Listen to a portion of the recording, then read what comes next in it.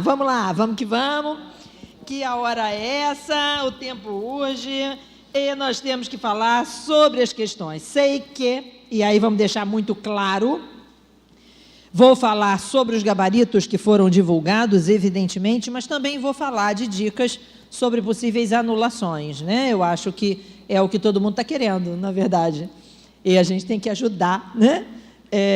O povo. Então, vamos que vamos. Nós vamos fazer um comentário primeiro geral sobre a prova, tá? Nós temos aí uma prova diferente da prova de dezembro, né? Uma prova que teve mais questões de caso concreto, que era o que a gente esperava. Minha aposta quase certeira, tá? É a de que as de caso concreto são do nosso querido Rangel, né? Então, me parece aí que essas questões, umas 5, 6 questões, talvez, tenham sido dele. Então, eu acho que as de caso concreto, eu não tenho dúvida de identificar que são dele, mas eu gostaria de fazer uma crítica, né? É uma crítica realmente à banca, tá? Poxa, o examinador, ele recebe para fazer a prova, né? Nós tivemos aí pelo menos 3 questões plagiadas. O plágio não é problema. Acho, e aí é minha orientação, lógico que... Ana, se você me perguntasse assim, Ana, você entende que vai haver anulação da questão por causa do plágio? Eu vou redizer para você, não acho que vá. Ficou claro? Não acho. Mas quem precisa de ponto, gente, recorre, né? A gente não sabe qual vai ser a postura da banca.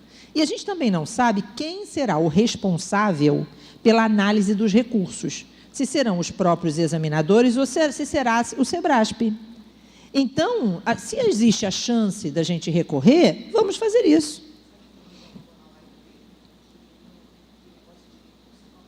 Exato. Então, assim, se o recurso não é com eles, né? Ela está falando aqui que o Rangel, numa live, disse que recurso não é com eles, então, que é com a comissão. Então, de fato, a gente tem chance de que essas questões sejam derrubadas. Quem precisa do ponto faz o quê? Recorre, né? Então, existem na internet, eu andei dando uma procurada, diversas anulações de concurso com o argumento de quebra de improbidade administrativa por conta do plágio, tá? Então, a minha sugestão é de que quem precisar de derrubar essas questões, faça isso.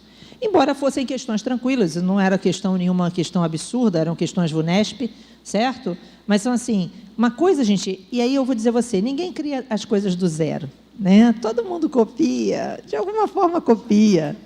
Mas se vai copiar, muda alguma coisa, né? Agora, botar a questão literalmente na íntegra, igual ela foi apresentada por uma outra banca em outro momento, me parece que é algo que a gente pode criticar, tá? Então, esse é o primeiro ponto, beleza? Então, antes de qualquer outra coisa, depois eu vou dizer, essa é a questão do plágio, tá? Mas, assim, o importante nesse momento é deixar consignada essa informação. Para quem precisa de ponto, né? Vamos embora recorrer. Fechado? Segunda, tem chance? Não posso dizer que não tem. Tem pequena, mas tem, né? Hipótese número 2, as questões repetidas. Beleza? As questões repetidas. Quais são os argumentos que a gente pode usar em relação às questões repetidas? Ninguém nunca imaginou que as questões fossem ser repetidas, né? Ana, você vê problema nas questões repetidas? Não, porque não foi divulgado o gabarito. Se tivesse sido divulgado o gabarito, eu não tenho dúvida, isso não é? De que a questão repetida poderia gerar problema, e aí sim seria hipótese de anulação, tá? Mas eu entendo que, também, de novo, vou repetir, acha que vai anular? Não, não acho que vai anular. Não acho que vai anular. E espero que não, porque eu fiquei tão feliz com a questão do flagrante próprio, que era uma questão, que me deixava tão tensa com aquele gabarito. Eu falava assim, gente, isso aqui não é diferido, isso é próprio, isso é próprio. Falei aqui várias vezes, não foi? Falei, pô, não, isso é próprio, até porque, ainda que fosse esperado diferido, é um esperado próprio, é o exemplo da coelhinha, né? Então, veja só, Então, a hipótese da coelhinha é exatamente o exemplo da coelhinha que eu uso. Então, o que a gente tem? Ali, eu achava assim, que, a princípio, o flagrante é próprio. E diferido ou esperado também pode ser próprio. Então, a resposta tinha que ser própria, minha concepção. Mas, eu não gostaria que a questão fosse anulada, mas eu acho também que quem precisa de ponto tem que recorrer.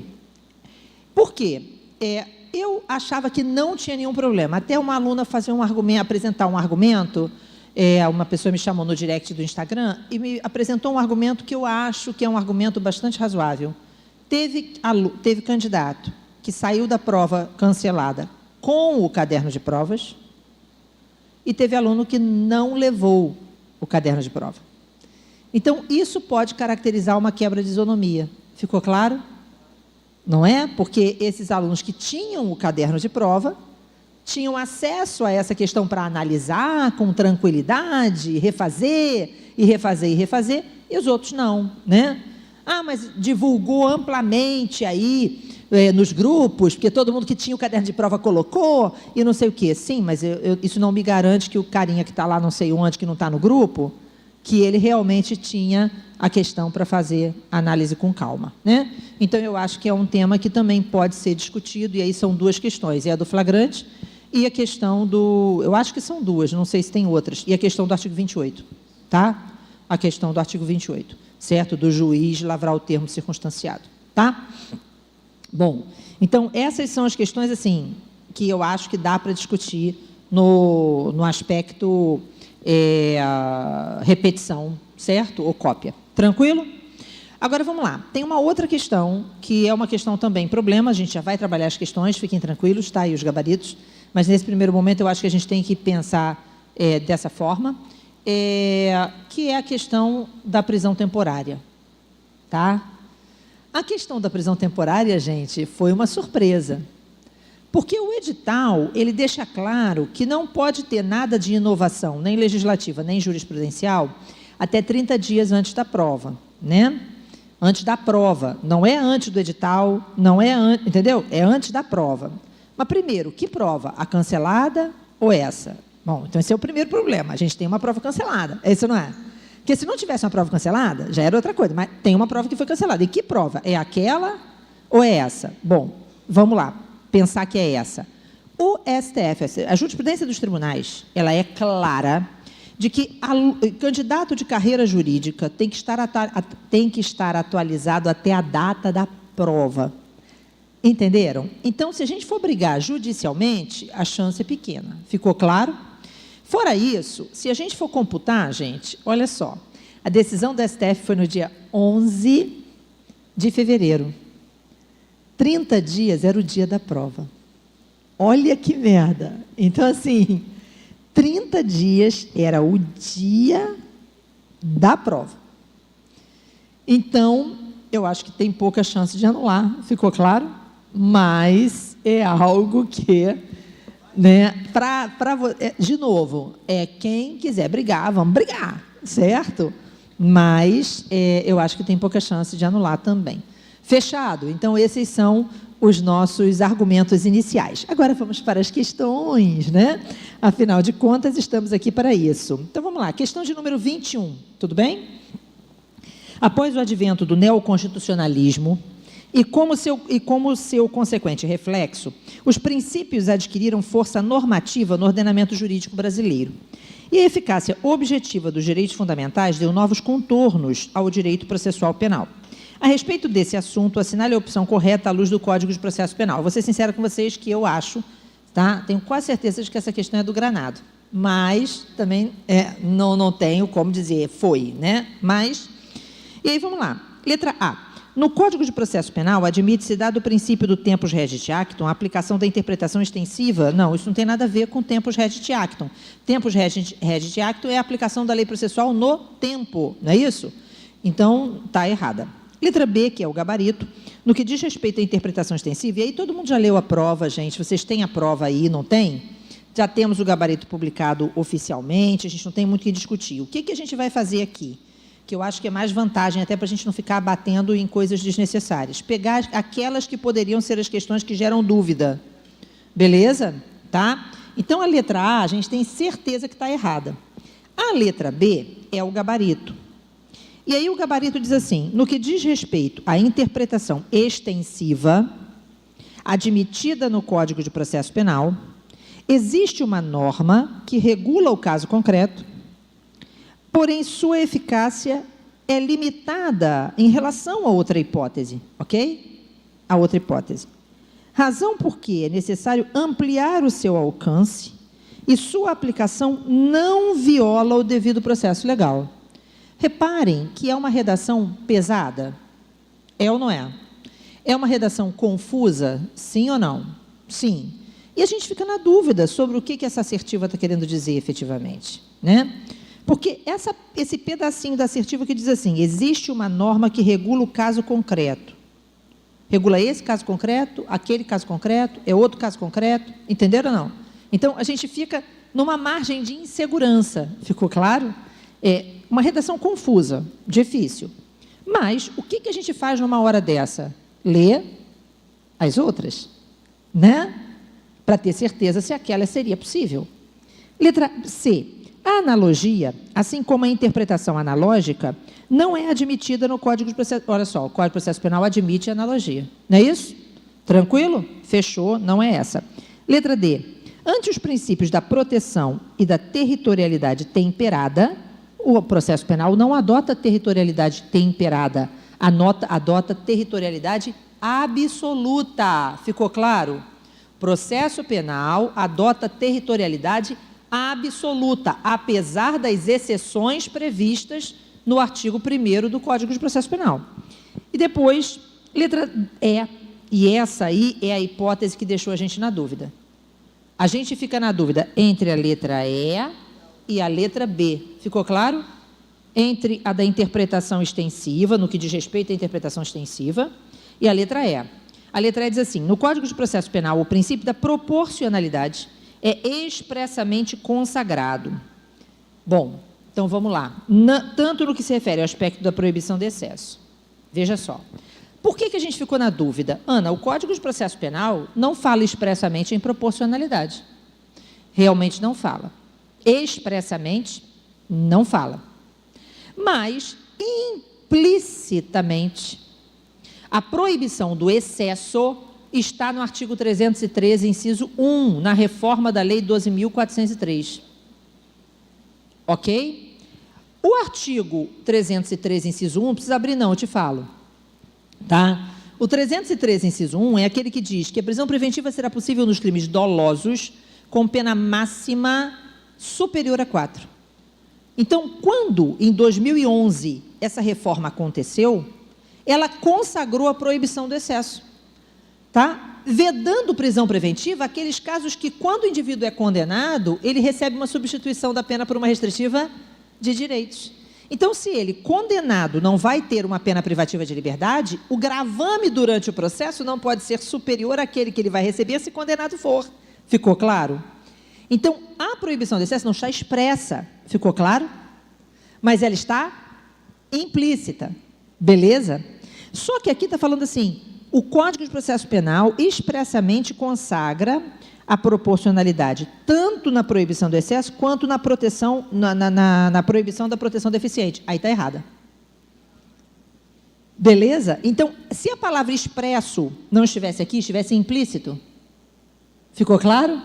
Se em vez de expresso estivesse implícito, ainda assim estaria errada. Fechado? O que faz com que a gente não tenha dúvida, a letra B é a única alternativa viável. Foi? Tranquilo? Então, essa é a questão. Chance de anulação? Nenhuma. Zero. Ficou claro? Zero. Morreu na praia, essa aí, não tem chance. Ok? Próxima. Assinale a opção correta no que concerne a prisão e medidas cautelares. Essa também, gente, não tem margem para discussão. Essa aqui é gabarito certinho, sem margem para problema. A falta de exibição de mandado não obsta a prisão se a infração for inafiançável. Ok? Tranquilo? Foi? Porque todas as outras estão completamente absurdas. Então, medida urgente, admite-se que ela seja efetuada em qualquer lugar e dia, a qualquer hora? Não. Tá? Porque ali fala prisão, não fala prisão em flagrante. Se fosse prisão em flagrante, a resposta estaria ok. Em qualquer dia, qualquer hora. Ficou claro? Qualquer lugar, dia e hora. Mas não é prisão em flagrante, fala prisão. Peraí, prisão não. Tá? Porque preventiva e temporária, preciso cumprir mandado, certo? Eu tenho exceções, né? Dispensa-se a assinatura no mandado de prisão quando a autoridade judiciária... Primeiro, eu queria saber o que o juiz vai fazer para cumprir mandado, né? O juiz vai lá cumprir o mandado? Primeira coisa absurda, tá? Certo? Segundo, que o mandado de prisão tem que ter assinatura. Fechado? Tanto o ato de prisão quanto a aplicação de medidas cautelares requerem ser observados. Necessidade, adequação, está certo. Regulamentação, ok. Usos e costumes, não. Tranquilo? E ao juiz é proibido dispensar a manifestação da parte contrária antes de decidir sobre o pedido de medida cautelar. Não é proibido, não. Depende da medida cautelar. Detalhe que nós temos aqui, gente, uma situação interessante. Que existe uma outra questão na prova, não é outra questão na prova, não, eu estou maluca. Eu ontem estava fazendo uma turma para o Ministério Público, para a prova da MP de domingo, e aí eu estava usando uma questão VUNESP de exemplo, não era nessa, não, era outra, ok? Então, eu estou doidinha. Porra, não fala não. Essa questão 22, gente, é uma das questões que saiu da VUNESP, tá? É uma das questões que são plágio, tá? Tá bom? A 22, tá? A 23 também. Certo? 22 saiu VUNESP, 23 saiu VUNESP. Beleza? Então, a 23 diz assim, em relação à prisão domiciliar, medidas cautelares, fiança e execução penal, assinale a correta. Essa também não é uma questão que dê margem à dúvida, tá? Isso aí eu cansei de avisar, que de medida cautelar não prisional, cansei de dizer isso, gente, a mais provável era de internação provisória. É sempre ela sempre está lá, tá? E por quê? Ela, inclusive, já foi, lembrando vocês que ela já foi, inclusive, questão de segunda fase na prova delegado. Tá? Ela já foi questão de segunda fase na prova delegado. Então, do Rio. Então, o que você tem é internação provisória como medida cautelar não prisional, é possível? Sim. Lógico, tem que ter perícia, não é isso? Tem que ter laudo pericial de inimputabilidade ou semi-imputabilidade, certo? O crime tem que ter violência ou grave ameaça, tá? E grau de periculosidade, portanto, probabilidade de reiteração. Ficou claro? Então, são as justificativas para a internação provisória. Essa também não tem, essa aqui, acho que não tem que discutir, é uma questão também plagiada, tá bom? Fechado? Foi? É outra que pode atacar com a tal da improbidade administrativa, tá? Agora, vamos para a próxima. Bom, questão de número 24, podemos? Essa é a questão que repetiu da prova anterior. Também não preciso discutir, ação direta de inconstitucionalidade, também bota a minha mão no fogo com essa questão do granado, tá? ADI, o Supremo entendeu pela constitucionalidade desse dispositivo, de que diz que o juiz pode lavrar o termo circunstanciado quando for usuário de droga. Pode não, é ele que lavra, e que o delegado só lavraria se o juiz não estivesse. Ficou claro? Então, essa está tranquilo, não preciso, né? Preciso não, né?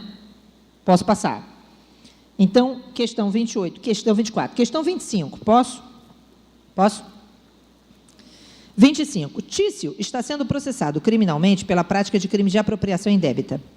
Em sua resposta à acusação, Tício alega ser improcedente a imputação, tendo em vista que discute em ação civil por ele proposta a legitimidade da posse de coisa móvel.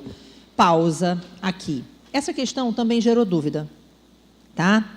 Vamos deixar. Essa é outra que também é plágio. Tá? Então, certo? Essa é outra que também saiu de VUNESP. Tranquilo? Mas, o que eu precisava que vocês vissem dessa questão? Tá? Essa questão, gente, ela deixa a gente na dúvida por dois motivos. Realmente, quando eu penso nas questões prejudiciais, né?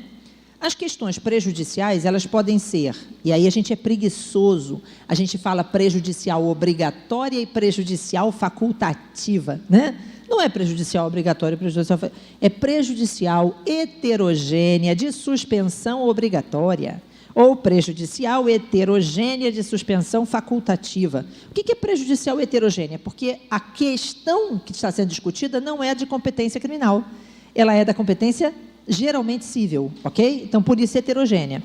De suspensão obrigatória são aquelas que versam sobre o estado das pessoas. O grande exemplo é aquele clássico bigamia e o indivíduo alega que o casamento anterior é nulo. Presta atenção, porque aqui, a função nossa aqui não é apenas corrigir a prova e te ajudar no recurso. É também se aprender, né? Ó, errei isso aqui, preciso estar ligado nesse detalhe, né? Na questão prejudicial obrigatória, porque a gente é preguiçoso, né? Primeiro, versa sobre o estado das pessoas, que é uma matéria de competência absoluta civil. E aí, o que o juiz criminal tem que fazer? Ele tem que, não é pode, ele deve suspender o processo. E na questão prejudicial obrigatória, pouco importa se a ação civil já está ajuizada ou não. Se ela já estiver ajuizada, o Ministério Público vai intervir na ação civil para agilizar. Se ela não estiver ajuizada, o Ministério Público tem, inclusive, legitimidade extraordinária para ajuizá-la. Ficou claro? Na prejudicial obrigatória. Tranquilo? A prejudicial facultativa, entretanto, é diferente. E aí, um dos grandes exemplos de prejudicial facultativa é esse. Nesse caso, o plágio não foi total. A questão da VUNESP, o crime é furto. Viu que ficou claro? Na nossa questão aqui foi alterado para apropriação indébita. Tá? Então, só isso que mudou. Beleza? Então, o que acontece nessa situação dessa questão, né? Um exemplo é esse. Quer ver um outro exemplo? Um crime contra a propriedade imaterial, marca, patente, desenho industrial, em que tenha uma ação civil para disputa de marca, ficou claro? Então, são exemplos de prejudicial facultativa, não versa sobre o estado das pessoas. Nesse caso, o juiz pode, ele não tem, ficou claro? E o pode depende de alguns requisitos. Primeiro requisito, a ação civil tem que estar ajuizada. Ficou claro? Esse é o primeiro requisito. E a questão deixa claro que já existe aí uma ação proposta, tá? O segundo requisito é que a questão tem que ser séria, fundada e de difícil solução. Se a questão for de fácil solução, o juiz não precisa suspender. Ficou claro? Beleza? Então, essa é a diferença.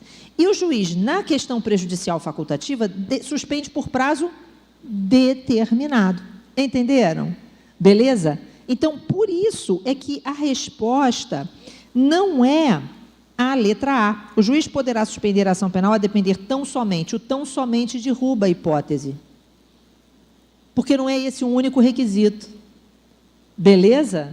Por isso não é tão somente aí. Então, o juiz poderá suspender a ação penal a depender tão somente? Não. Eu tenho outros requisitos. Letra B. A resolução da questão prejudicial pelo juiz criminal faz coisa julgada? Lógico que não. Se ele não suspender, e reparem que a questão, ela tem uma grande vantagem, ela é autoexplicativa. Uma alternativa vai te ajudando a responder, te levar para a resposta certa. Porque quando fala, a resolução da questão prejudicial pelo juiz criminal faz coisa julgada? Não, não pode fazer coisa julgada, mas significa que ele pode resolver. Isso não é? Olha só, ele pode resolver. Se você lembrasse disso, ó, ele pode resolver, mas não faz coisa julgada. Beleza? Então, o que ele decidir aqui na esfera penal só interessa para esse processo. E detalhe, pode ser inclusive objeto de discussão futura numa revisão criminal, a depender do que acontecer no cível. Ok? Fechou? Foi? Então, lembrando que a gente vai, acumulando esse conhecimento aí para as próximas. Foi? Tá? Muita gente ficou ruim nessa, gente. Muita gente marcou essa, marcou a outra, marcou a do tão somente. Tá? Letra C, não há possibilidade de suspensão? Não, tem possibilidade. Letra E, o juiz deverá suspender a ação penal até que dirima no cível? Não. Na prejudicial obrigatória, é que a suspensão depende da resolução do trânsito em julgado da decisão cível. Na obrigatória, ficou claro? Na facultativa, não. Tá? Beleza? Na facultativa, o juiz suspende por prazo determinado. No final daquele prazo, ele decide se ele vai decidir a questão ou se ele vai aguardar e tudo mais. Mas ele suspende por prazo determinado. Fechado? Na facultativa. Na obrigatória, é que ele tem que esperar o trânsito em julgado da decisão. Então, o gabarito o juiz criminal pode resolver incidente tantum a questão da posse sem que seja necessária a suspensão da ação penal. Por que pode? Porque se não for hipótese fundada, de difícil solução, entendeu? Então, esse é o gabarito, letra D de dado. Fechado? Foi? Questão de número 26. Essa questão, puta merda. Todo mundo está com o pé atrás nessa porra dessa questão. Todo mundo está achando que a banca errou. Todo mundo está achando que essa questão, porra, é sacanagem, que tem o caso do Sérgio Cabral. Aí tu foi buscar a porra do caso do Sérgio Cabral para achar que a resposta é aquela. Gente, essa é uma daquelas questões da alfinetada. É uma daquelas questões, e aí eu não vou sustentar a anulação dessa questão, não. Me desculpe. Quem quiser sustentar, sustente. Colocando o caso do Sérgio Cabral. Ok? Mas eu não vou sustentar. Porque a questão, e eu cansei de dizer nas nossas turmas aqui, cansei de dizer, na nossa prova a gente tem que saber quando a questão é questão de crítica. O grande lance da nossa questão é fazer uma crítica àquelas hipóteses contrárias ao sistema acusatório. Quando é que aquele posicionamento, que aquele dispositivo é contrário ao sistema acusatório? Quando é que aquele dispositivo é contrário aos princípios que regem a disciplina? Entendeu? E aqui é muito simples. Dizer que o Ministério Público, que o delegado faz lá a colaboração premiada, e o Ministério Público não interessa a posição dele, ele é o titular da ação penal, o delegado é titular da ação penal? O delegado é titular da ação penal? Porra nenhuma. Entendeu? Aí você vai dizer que, se o delegado fizer a colaboração premiada, o Ministério Público tem que dizer amém? Aí você vai dizer assim, mas na decisão do Sérgio Cabral. Decisão do Sérgio Cabral, se você for ler o acórdão, está escrito, neste caso concreto, não está dizendo em qualquer hipótese. E aí a questão é uma questão de crítica, porque ela vem e coloca aqui embaixo assim, ó, mesmo, esse é o gabarito, mesmo sem ter assinado o acordo de colaboração premiada, o acusado pode colaborar fornecendo as informações e provas que possuir, e ao final da sentença, o juiz pode analisar e reduzir a pena. Gente, isso é, olha só, isso eu não tenho dúvida, essa está certa? Tá. Fechado? Mas vamos para outra, que é o problema do Sérgio Cabral, né? O acordo, cadê? Oh, meu Deus. Aqui. O delegado de polícia pode formalizar acordos de colaboração premiada somente na fase de inquérito. Tudo bem, aqui está certo. Beleza? E, desde que ouvido o membro do Ministério Público, o qual deverá se manifestar sem caráter vinculante.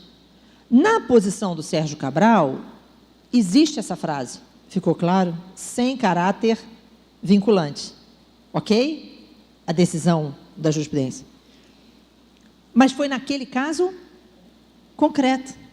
E aí a questão vem e faz uma crítica. Esses dispositivos que prevêem essa possibilidade são constitucionais e não ofendem a titularidade da ação penal nas mãos do MP? Deixa eu te fazer uma pergunta. Dizer que a posição do MP não interessa, o titular da ação penal quem é? Ficou claro? A questão está... Veja, se não tivesse essa parte final, todo mundo entendeu? Eu até poderia dizer, ó, essa questão passa. Ficou claro? O problema é que tem a parte final. A parte final é para te mostrar, ó, acorda aí, é para criticar. Entenderam? Essa é a tal questão da crítica. Ficou claro? Foi? Foi? Pode ser que anule? Pode, a gente não sabe. Tranquilo? O que vai acontecer, tá? Pode ser que anule, por causa da decisão do Sérgio Cabral. Mas a gente tem que aprender, gente, que jurisprudência sozinha não faz verão, não. Tá? Ok? Né? No dia que jurisprudência não for a única coisa que interessa, então você não precisa mais de lei, você não precisa mais de doutrina, né? Os únicos que acham que a doutrina não interessa, vou te dizer quem são, os ministros do STF e do STJ. Ficou claro? Só eles, tá? Mas a banca do concurso, ela acha que interessa, entenderam? Foi. Então, é bem simples essa situação, tá? Então, a gente tem que tomar cuidado aí. Então, a minha opinião é de que não tem como sustentar isso, porque a parte final, os dispositivos da lei são constitucionais. E não há violação. O que é isso? Tem violação à titularidade da ação penal. Certo? Então, olha só, o Ministério Público entende que é caso de oferecer denúncia, de que não é caso, que essa colaboração premiada não é pertinente, entenderam? Lembrem-se que ainda vigora, prevalece o entendimento de que a colaboração premiada é uma mitigação do princípio da obrigatoriedade. Portanto, discricionariedade de quem? No primeiro momento, do Ministério Público. Ficou claro? Tranquilo? Então, a gente tem que ter atenção a isso aí, tá? Então, primeira coisa. Bom, questão de número 27. Então, é a minha opinião. Não vou sustentar a anulação dessa questão, não. Me desculpe. Tá? A 26. 27. Considerando os princípios processuais e o entendimento dos tribunais superiores acerca da matéria, assinale a opção correta. Essa questão é para anular. Essa questão é para anular. Tá? Essa é indiscutível, essa questão é para anular. Tá? Essa questão, primeiro, ela tem 2 argumentos para anulação. 2. Primeiro, 7.210 não está no edital. Primeira coisa. Ok? Conteúdo fora do edital. Embora a questão fale de princípios. Ficou claro? E aí o que está envolvido ali é ampla defesa contraditório. Tá? Dava para responder com princípios. O problema não é esse. Mas vamos fazer sinceramente. Se você não teve que estudar a lei de execução penal, você tem como saber o que está dizendo o 118? Você sabe do que trata o 118 da lei de execução? Você tem a obrigação de saber o que diz o 118 da lei de execução? Porque a questão podia pelo menos dizer assim, ó, 118 da lei de execução que prevê não sei o quê. Isso não é? Mas não, nem isso ela fez. Então, ela diz assim, 118... Porra, eu não sei o que é o 118 da lei de execução, não estudei lei de execução. Então, primeiro argumento, fora do edital. Ficou claro? Argumento número 2, não tem resposta correta. Porque a posição não é imprescindível, é prescindível. Eles trocaram, eles não perceberam o IN. Da mesma forma que a gente, às vezes, na hora de fazer a prova, não leu o IN, eles também não leram o IN, entendeu? Foi? Então, se estivesse escrito, é prescindível a realização de audiência de justificação prevista no 118, parágrafo 2º, que é para aplicação de falta grave, entendeu? Se o apenado já tiver sido ouvido em procedimento administrativo disciplinar, no qual tenham sido observados o direito à ampla defesa e contraditório, e caso não tenha havido regressão de regime. Beleza? Aí, nesse caso, tá? Então, o erro aí está no... Não tem alternativa correta, todas estão erradas. Tá bom? Então, essa questão é para ser anulada. Tá? Essa é, de fato, a questão que mais probabilidade de anulação tem na prova. Tá bom? Ok? Questão de número 28.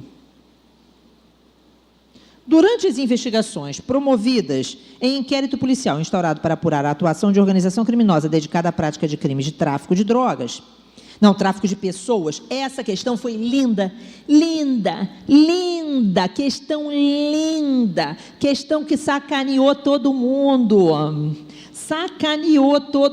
sem chance de anular, filho. Sabe por quê? Olha só, eu bati muito nessa tecla. Primeiro eu expliquei assim nas turmas, 13A e 13B vai cair. 13A e 13B vai cair. Olha só, 13A e 13B vai cair. E aí eu falei assim, olha só, de inquérito cai, artigo 5º, artigo 10, artigo 13, artigo 13A, artigo 13B, artigo 14, artigo 17, artigo 18, 20 e 28. Caiu o 18, caiu o 28, caiu o 20 e caiu o oficiosidade, artigo 5º, ok? Oficialidade do artigo 5º. Caiu tudo, ou seja, tudo que eu falei que ia cair, caiu essa porra dessa prova. Então, o que acontece? A gente precisa ter atenção num detalhe. Eu realmente achei que a prova fosse fazer uma sacanagem. Mas eu achei que a sacanagem que fosse ser feita fosse em torno do tráfico de pessoas. Porque o 13A não é só tráfico de pessoas. É crime que priva a liberdade de vítima. Sequestro, cárcere, tráfico de pessoas, extorsão mediante sequestro, entendeu? Então, o 13A são vários crimes com privação de liberdade. O 13B é só tráfico de pessoas, ok? Então, eu achei isso. Aí o aluno olha ali, tráfico de pessoas, ele pensa logo que a hipótese é do 13B. Mas o tráfico de pessoas também está no 13A. Ok? Aí vem a pegadinha. A questão foi muito inteligente, vou ser sincera. Excelente questão, tá? Porque ela colocou a empresa, a companhia aérea. E quando a gente dá os exemplos, a gente costuma dar a empresa de telefonia. O 13B é só a empresa de telefonia. O 13A é qualquer empresa. Entenderam? Foi? Então, olha só, ele fez uma jogadinha sensacional. É isso, não é? E aí, a gente fala assim, cuidado, no 13b, existe ofensa à privacidade da vítima. Quando eu vou pedir os sinais eletromagnéticos, onde é que está repercutindo o sinal de telefonia, PPP das antenas de celulares, e aí eu uso até o exemplo do GPS, né, do buscar iPhone, aí, não sei se eu cheguei a falar, que eu tive um telefone e foi furtado, e quando eu fui fazer o buscar iPhone, apareceu um endereço com a casa, com o número da casa da pessoa que pegou o telefone. Olha só, tá? Exato, eu peguei o telefone de volta. Certo? Então... veja, isso é impressionante, como é a precisão desse aparelho, né? E aí, se eu tenho uma pessoa que está sofrendo um tráfico de pessoas, veja, eu tenho que pedir ao juiz para requisitar da operadora de telefonia onde o sinal está repercutindo. Porque eu não posso ter, sem autorização judicial, por um motivo simples. Imagine que essa pessoa não tenha sido vítima de tráfico de pessoas, esteja no motel com a amante. Né? Aí a polícia entra a pé na porta? Porra, não dá. Entendeu? Privacidade e intimidade desse indivíduo está sendo violada. Por isso que depende de autorização judicial. Mas, em razão da gravidade da situação, se o juiz demorar a proferir a decisão, demorou 12 horas, é isso não é? Aí, delegado e Ministério Público têm possibilidade de requisitar o sinal. Mas depende de autorização judicial. Mas isso é para o sinal de telefonia, o sinal do GPS. Aqui não é. Aqui a questão, ela ela fez uma coisa importante, porque ela colocou a ideia de localizar a vítima, né? Mas foi localizar a vítima dentro de um banco, de um assento de um avião. O Ministério Público e o delegado podem pedir da companhia aérea a lista dos passageiros, entenderam ou não? Isso é dados, isso não é sinal. Ficou claro? Então, a questão é inteligentíssima, a hipótese é a letra A, o delegado de polícia pode requisitar diretamente à empresa de transporte aéreo que disponibilize imediatamente os bancos de dados de reservas que permitam a localização da vítima ou dos suspeitos do delito em curso. Eu gosto muito dessa questão, achei a questão muito inteligente. Ok? Parabéns para quem fez. Certo? Fechou? Todo mundo entendeu? Tá? Ela usou de uma pegadinha para enrolar o candidato. Tá? E fez muito bem feita. Bom, agora temos uma questão repetida da prova anterior, né? A questão de número 29, uma questão que caiu de novo, certo? Que a gente já tinha discutido na correção da prova anterior. O item 1 está certo, o item 3 está certo. A infiltração virtual de agentes de polícia será autorizada pelo prazo de até 6 meses, sem prejuízo de eventuais renovações, está tranquilo, não exceda o total de 720 dias. E o 3, para apuração de crime de lavagem, ocultação de bens, direitos e valores, admite-se a utilização de ação controlada ou infiltração. Mas o 2 está errado, porque fala de infiltração virtual apenas com o fim de investigar crime organização criminosa, e não é o caso. Tudo bem? Beleza? Certo? Então, 1 e 3 estão corretas, tá? Questão repetida, aí vem de novo aquele argumento que eu acho que você pode usar, que o candidato que tinha o caderno de prova se deu bem nessa e nem todo mundo teve a chance de levar o caderno. A do 28, tá? A do 28. Então, as 3 questões repetidas são essa, a do 28 e a questão do flagrante próprio, tá? Então, vamos lá. Questão 30. Quanto à colaboração premiada, assinale a opção correta. O marco de confidencialidade... Não, aí vamos de novo na hipótese. Essa também, gente, olha só, é engraçado, né? Eu acho também que outra coisa que a gente pode discutir nessa prova, eu sei que colaboração premiada é importante, eu sei que a Lei 12.850 é importante, eu sei que ela é muito importante hoje, isso não é? Muito, muito importante. Mas existe uma quebra de isonomia também na distribuição do conteúdo. Entenderam, não? Me parece que você deveria aqui ter uma prova que abordasse temas diferentes da disciplina. E você tem uma prova com um peso absurdo na Lei 12.850. Não sei se vinga esse argumento, mas eu achei que não foi legal. Eu acho que a prova tem que distribuir o conteúdo. Entendeu? Então, vou te dar um exemplo. A grande questão aqui, podia ter explorado melhor questão de competência, isso não é? Podia ter outras questões de prisão, né? Questão de provas, não teve quase questão de provas. A única prova é a colaboração premiada, entendeu? Né? Interceptação telefônica, não teve. E aí? Então, assim, temas importantíssimos que ficaram de fora com um excesso de peso em colaboração premiada, né? Em organização criminosa, em ORCRIM. ORCRIM é importante, não estou dizendo que não é. Que colocasse aí 2, 3 questões de ORCRIM, mas e aí o resto, né? Tá? Então, vamos lá. Quanto à colaboração premiada, assinale a opção. E aí, o que a gente tem aqui, lembrando que o marco do acordo de confidencialidade é o recebimento da denúncia, tá? Só para lembrar, certo? É um negócio jurídico processual, com certeza, não é meio de prova, não é meio de prova. Ficou claro, gente? É meio de obtenção, não é isso? De provas. Então, assim, que pressupõe utilidade e interesse público, então, não tem interesse público, utilidade sim, mas é o meio de obtenção de prova que torna a questão errada, tá? Não pode ser sumariamente indeferida pelo juiz, diz a lei expressa, hipótese legal, e a letra D, que está aqui nessa que eu tenho aqui, a folha de prova que eu tenho, a proposta de colaboração premiada deve estar instruída com procuração do interessado com poderes específicos.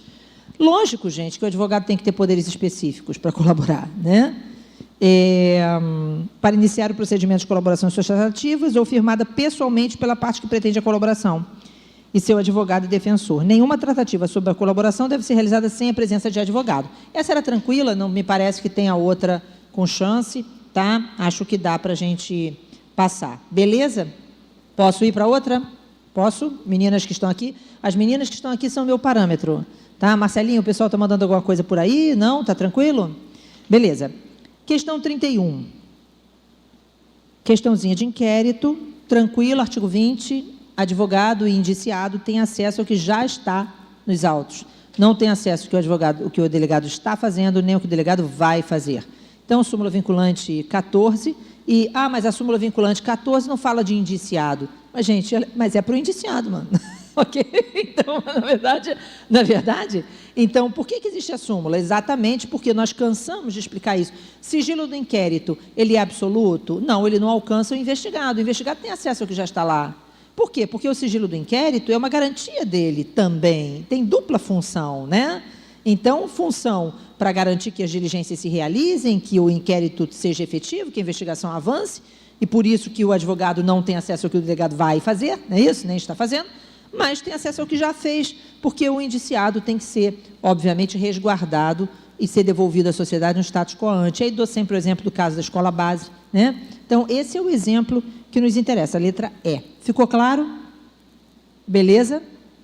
Tá? Letra E. O investigado deve ter acesso a todos os elementos já documentados nos autos de inquérito, ressalvadas as diligências em andamento, cuja eficácia dependa do sigilo. Ok, gente? Não tem nessa questão nenhuma outra hipótese que sirva como discussão.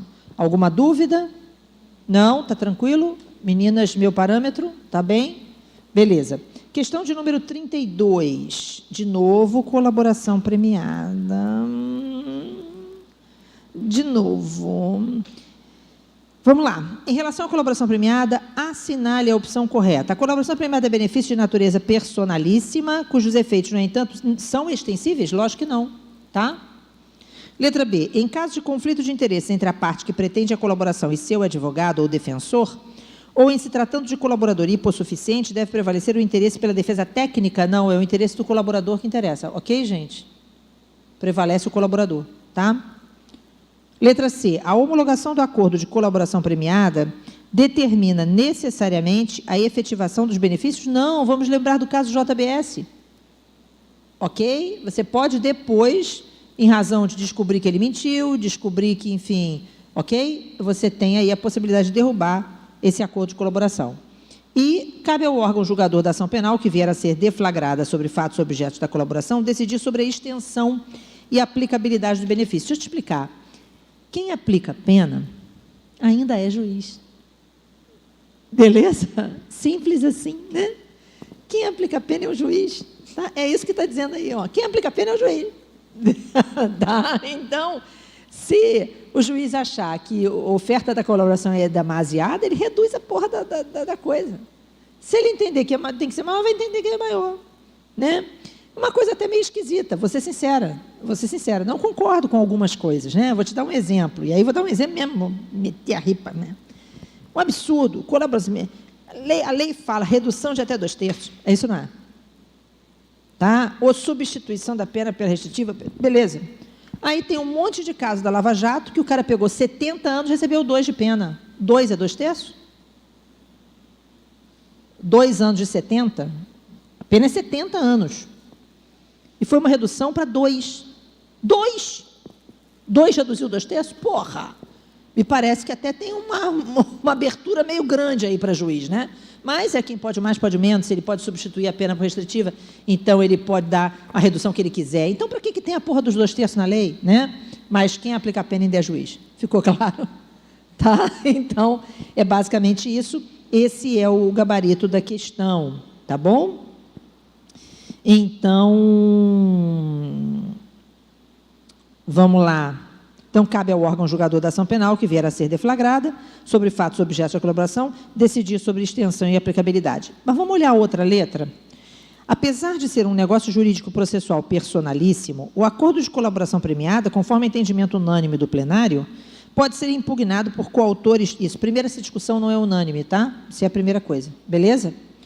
E, veja bem, se o coautor, ele não pode impugnar o acordo.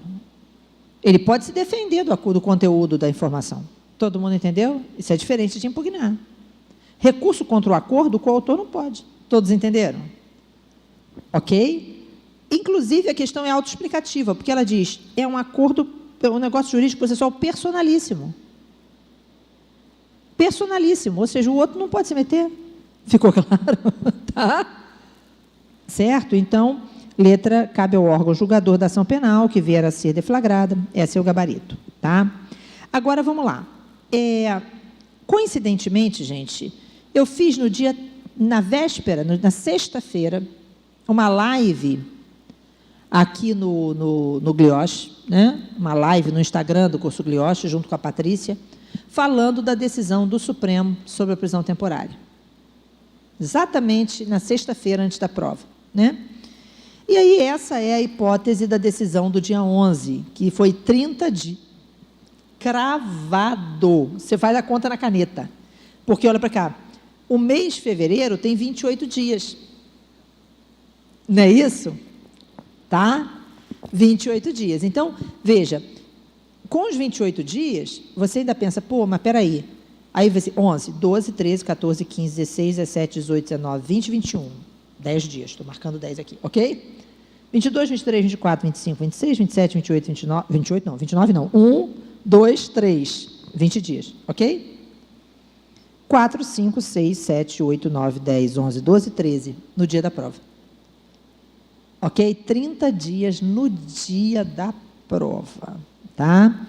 Aí a gente tem que olhar lá, é 30 dias antes, é mais de 30 dias antes, como é que está no edital? A gente tem que dar uma olhadinha nisso, para ver, ok?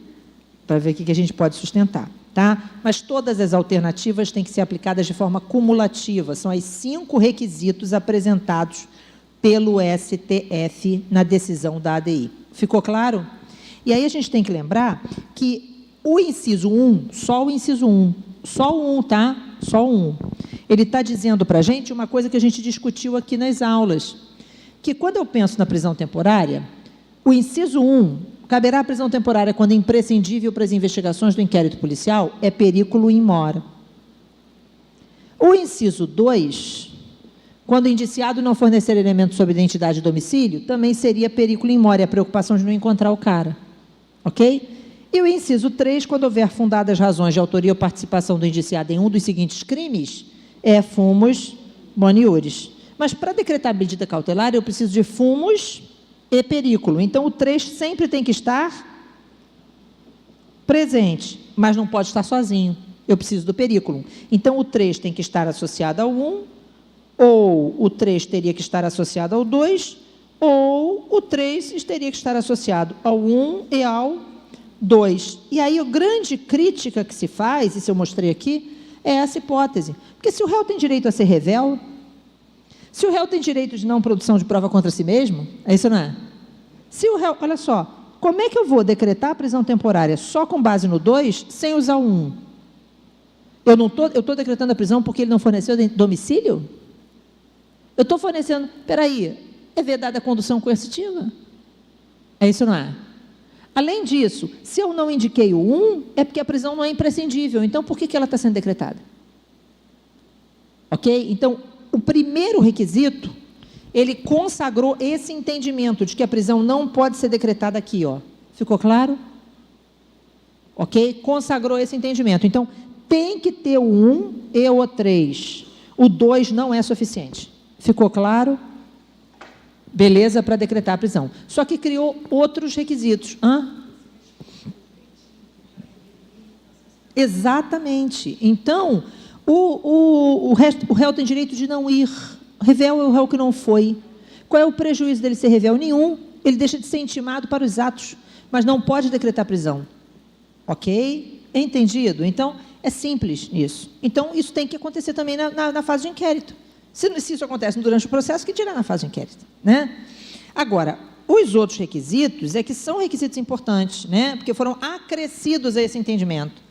Então, é a hipótese de que a prisão temporária passa a ser subsidiária, é preciso que ela só seja decretada quando as medidas cautelares não prisionais forem insuficientes.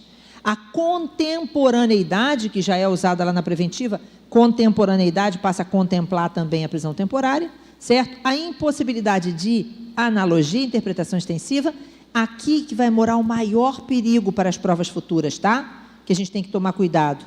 Por quê? Marcelinho, segura a onda. Estou atrasada para cacete, né? O outro professor já chegou?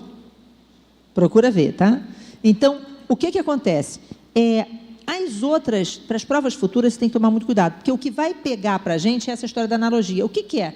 Quadrilha, pode ou não? Quadrilha não existe mais. Hoje é associação criminosa, mas isso é uma continuidade típico-normativa. Continuidade típico-normativa está incluído nisso aqui ou não? Entenderam? Então, assim, essa é a preocupação. Estupro de vulnerável, e aí fica como?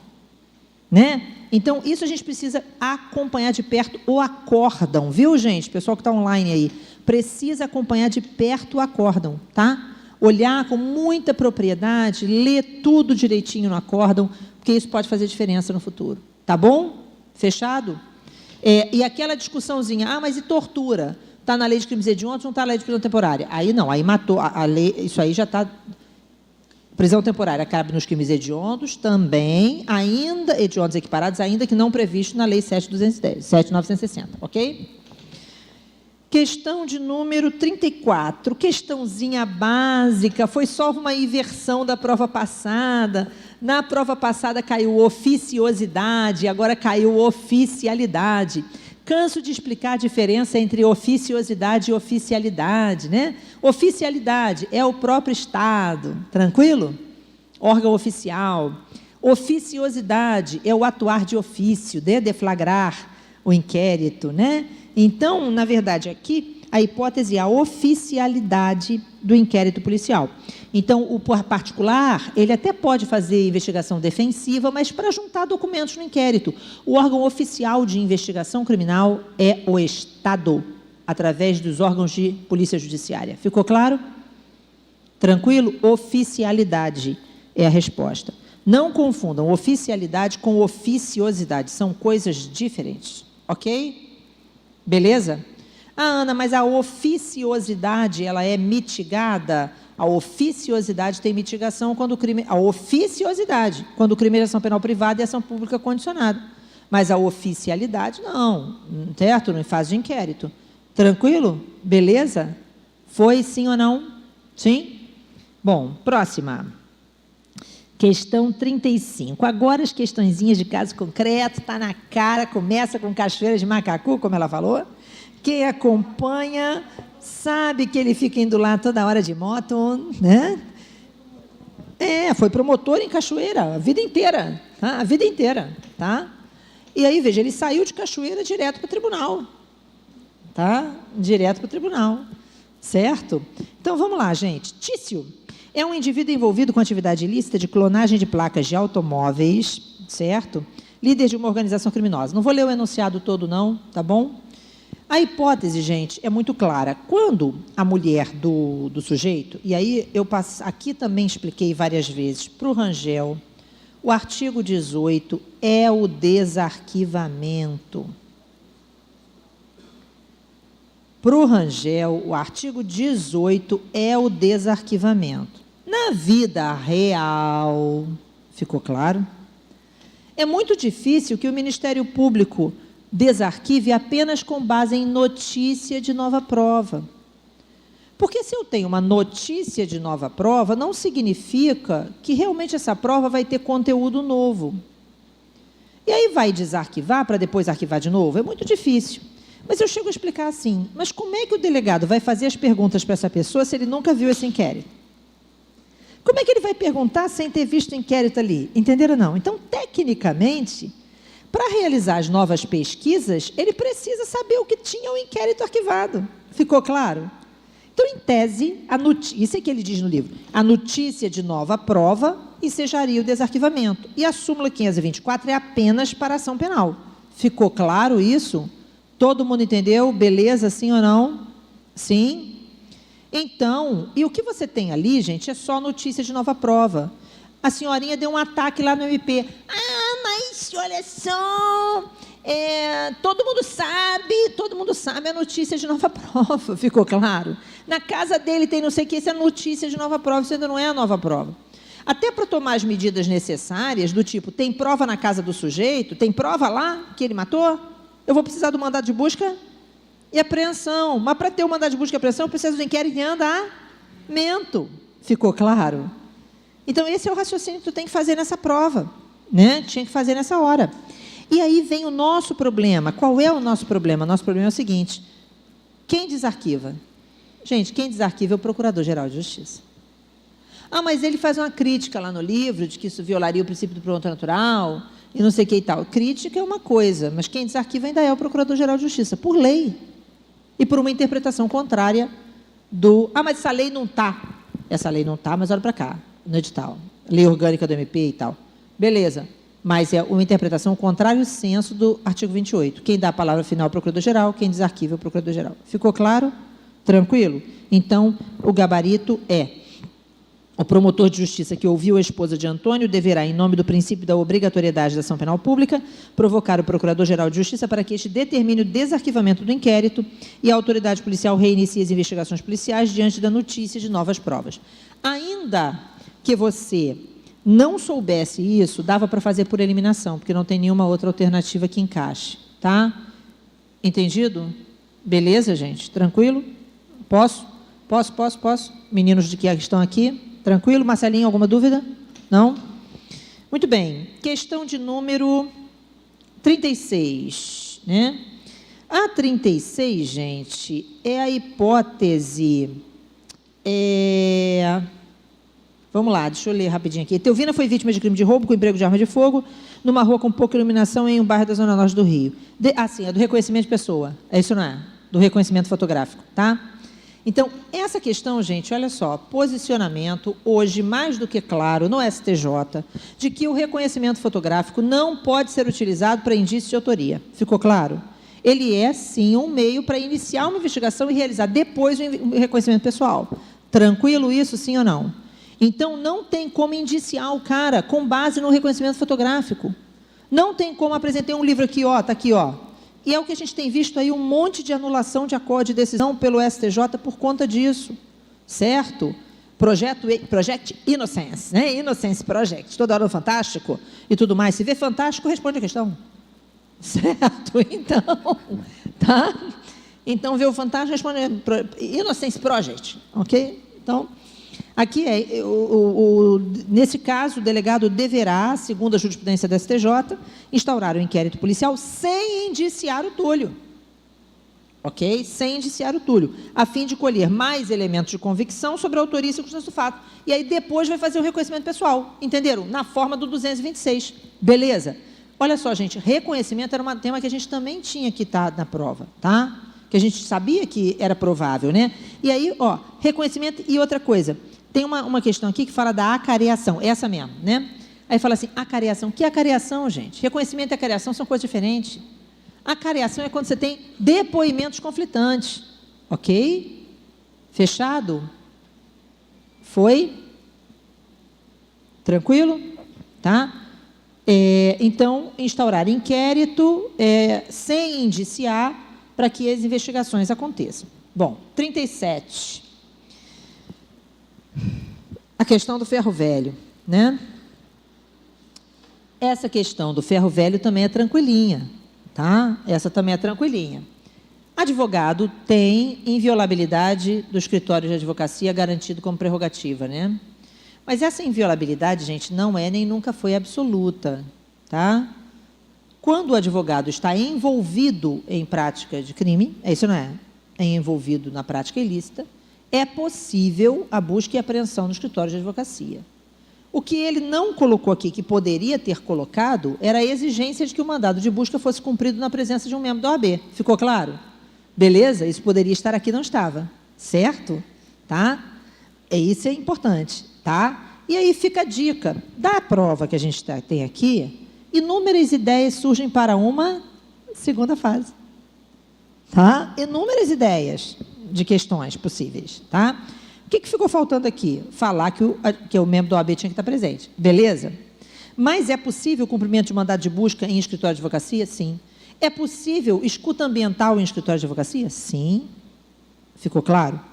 E outra coisa importante, beleza, eu vou poder realizar a busca e apreensão, vou poder realizar a apreensão de documentos, mas qualquer documento do escritório?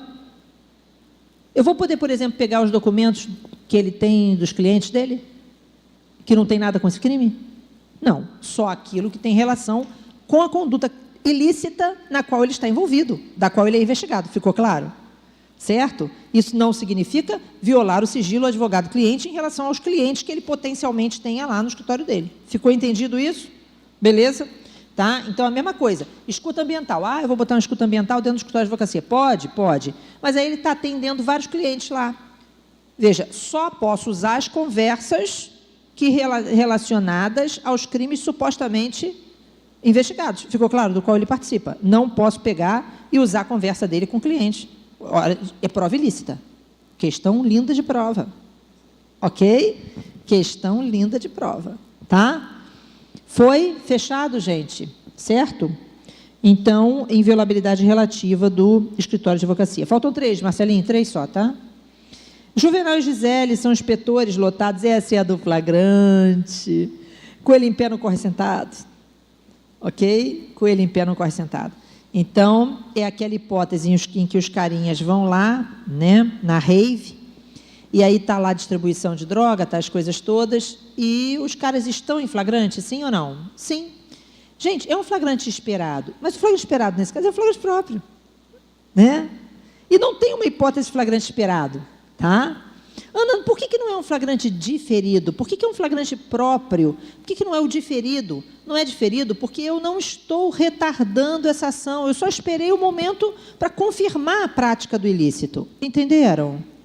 Confirmada a prática do ilícito, eu prendo. Diferido seria se eu retardasse isso para encontrar maior número de provas, maior número de pessoas. Entenderam? É uma outra situação. Essa é do Rangel. Não tenho nenhuma dúvida. Tá? É flagrante próprio. Todas essas aqui de caso concreto são dele. Tá bom? Tranquilo? Todo mundo entendeu? Sim? Fechado? Flagrante próprio, nenhuma dúvida agora, né? Já achávamos que era e agora não temos dúvida, gabarito divulgado. Bom, e agora nós temos as 2 últimas questões. Essas são foda. Vamos lá. Questão 39. Essa questão 39 vai ter gente querendo anular, tá? A 39 e a 40. A questão 39 vai ter gente querendo anular, mas eu queria deixar claro uma coisa importantíssima. O que eu quero deixar claro? A posição da banca é pela vedação do retrocesso. Nós já enfrentamos isso na prova de 2006. A questão de 2006, quem estava com a gente fazendo os cursos anteriores e tal, eu amplamente divulguei a questão de 2006. Vamos pegar a questão de 2006 rapidamente para a gente raciocinar. Era uma contravenção penal punida só com multa, infração de menor potencial, ofensivo, ok? E aí, hoje em dia, lavra-se o termo circunstanciado. Isso não é de ocorrência. e encaminha o indivíduo imediatamente ao juizado. Mas não sendo possível encaminhamento imediato, né, lavra o termo circunstanciado e exige do indivíduo um termo de compromisso. Mas como assim se antigamente ele não assinava termo de compromisso? Como assim? Ficou claro? Se antes ele não... Quer dizer, a Lei 9.099 melhorou para todo mundo e para o cara que praticou a contravenção piorou? Ficou clara? Isso é vedação. Vedação do retrocesso, meu. Beleza? Então, peraí, eu não posso exigir um termo de compromisso de uma pessoa que não vai ser presa, de uma pessoa que não tem como, ela antes era o indiciado que se livrava solto. A mesma coisa, veja, delegado pode arbitrar fiança e conceder liberdade provisória em crimes com pena máxima de até 4. Crimes de pena máxima de até 4 inclui apropriação indébita, furto, receptação, todos os crimes punidos com reclusão. Reclusão. Crime punido com detenção não é menos grave que crime punido com reclusão? Então, peraí, num crime mais grave, eu admito que o delegado arbitre fiança. E aí, no menos grave, não vou admitir? Então, o entendimento da banca é de que a detenção, ficou claro? Também permite ao delegado. Engraçado que parece que o Gilabert fez uma publicação nesse sentido na semana da prova. Falando isso. Deu a questão. Ok? Ele deu a questão. Quem segue os caras? Vedação do retrocesso. Entendido? Só que essa posição, ela é amparada numa outra decisão, que é uma decisão do Supremo, que a gente discutiu também. Qual foi a questão? Lembra que a suspensão condicional do processo, ela é cabível em pena mínima de 1 ano.